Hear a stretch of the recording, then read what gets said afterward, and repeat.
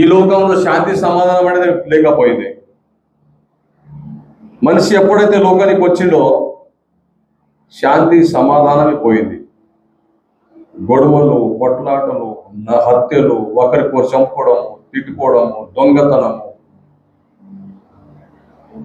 ఒక మనిషి ఇంకొక మనిషికి చంపుతాడు. ఎంత విచిత్రంగా ఉంది కదా.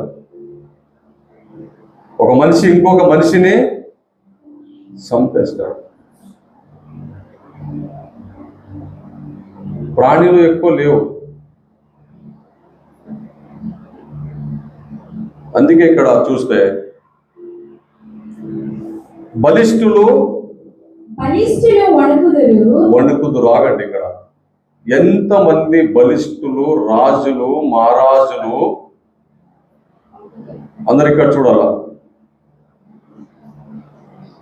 అడ్రస్ ఉన్నదా వాళ్ళది? రాజుల అడ్రస్ ఉన్నదా?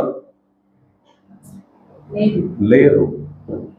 వాళ్ళ ఇల్లు ఈ రోజు ఎక్కడున్నాయి? వాళ్ళ పరిస్థితి చూస్తే వారి యొక్క పెద్ద పెద్ద కోటలు, బంగ్లాలు, సైనికులు ఎక్కడ?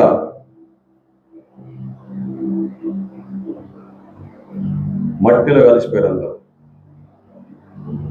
మేము కూడా ఉంటాము, వెళ్ళిపోతూనే ఉంటాము. కొందరు ముందు, కొందరు వెనుక. ఉండడానికి ఎవరు రాలేదు ఇక్కడ. కానీ ఇదంతా ఎందుకు రాయబడ్డదంటే,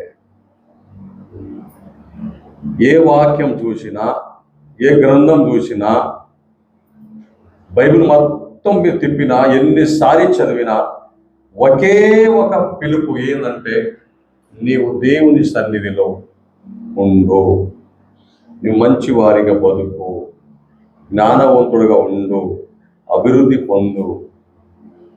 ఎందుకంటే నీకు అలాగా నేను వదులుకోలేను. ఎందుకంటే నీకు తెలియదు, నీవు నా ప్రాణము, నా శ్వాస నీలో ఉంది. నీ గురించి నేను రాజ్యం వదులుకొని ఈ లోకానికి వచ్చాను, దెబ్బలు తిన్నాను. ఇక్కడ బైబిల్లో ఏ వాక్యం చూసినా కేవలము మనిషిని బాగు చేయడానికే అన్ని రాయబడ్డాయి. దేవుడు ప్రతి సెకండ్ చూస్తూ ఉంటున్నాడు, గమనిస్తూ ఉంటున్నాడు, వాక్యం ద్వారా మాట్లాడుతున్నాడు. నువ్వు నష్టపోనికి దేవునికి ఇష్టం లేదు, నువ్వు నశించిపోనికి దేవునికి ఇష్టం లేదు.